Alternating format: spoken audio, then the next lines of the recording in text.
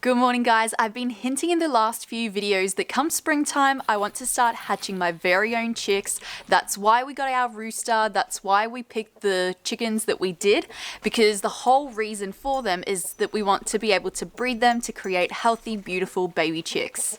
Now when it comes to life and death, I think doing your research and figuring out your incubator and how it works, making sure to wait for eggs that are big and healthy and well developed is going to be a really good first step in getting the best result. So the other week I actually ended up turning my incubator on just to work by itself, no eggs inside it, just to test out how the temperature fluctuates, how the humidity changes, and the effects of adding different amounts of water. So that was a really interesting process. I ended up jotting down notes throughout those first few days, noticing that my incubator actually turns the eggs on its own, the fact that with my particular incubator you need to increase the humidity, all that kind of stuff. I think I'm finally ready to actually put some eggs into my incubator and hopefully I'll be able to hatch some chicks. So let's go set up this incubator and pop some eggs in.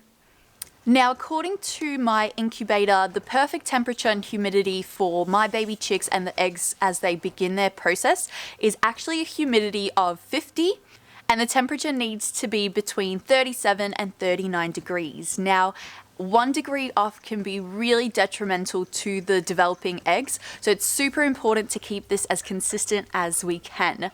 I actually have some styrofoam that I can put over the incubator to keep the humidity and the temperature quite consistent, and I plan on doing this throughout the nights because the nights here do get a lot colder. If I wanted to increase my humidity by 5, I only needed to add 25 mils of water, so this is super important, and that's at room temperature.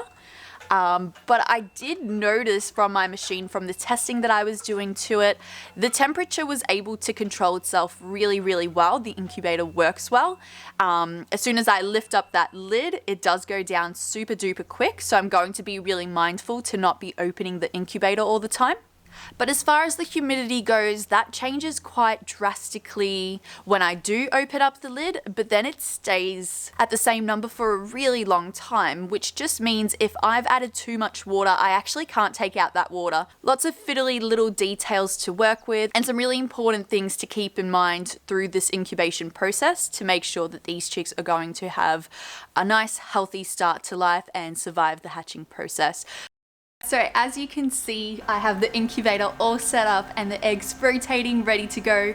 You can see that I've got a camera set up as well to capture a whole time lapse of the experience for you guys so you can see the eggs hatching, which will be really exciting when that happens. So stay tuned for that video. I plan on sharing the journey with you guys through vlogs as well, so look forward to those too. Don't think that I'm just going to leave you with a time lapse and nothing else. That is so not the way we do things around here. And I wanted to let you guys know that there's lots of exciting things to stay tuned for this month. You'll find out more information about those things as they come up. Make sure you're following us on Instagram or Facebook so you can stay up to date on everything happening around Plastic Free July. There's going to be lots of exciting things, and YouTube just doesn't give us the possibility to connect with you guys about those things unless we create videos every single day, and that's a lot of work. Okay, see you guys next time.